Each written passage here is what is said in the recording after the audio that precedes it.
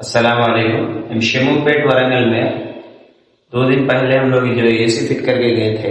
साहब जब भी बोले थे इसको फोम वॉश कर दो बोल के, लेकिन जुम्मे की नमाज का टाइम हो रहा था, हम लोग सर्विस नहीं करे सर का चले गए। अब फिर 2 दिन के बाद आके इसकी सर्विस कर रहे थे।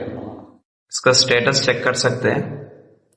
ये एसी लगा के 8 साल में पहली मर्तबा इसके ऊपर जेट की सर्विस हो रही। हमेशा ड्राई सर्विस कराते थे सर।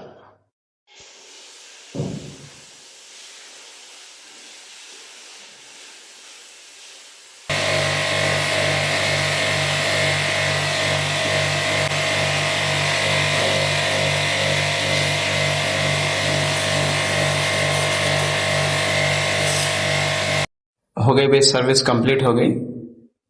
पहले का स्टेटस और आपके स्टेटस में चेक कर सकते हैं आप लोग।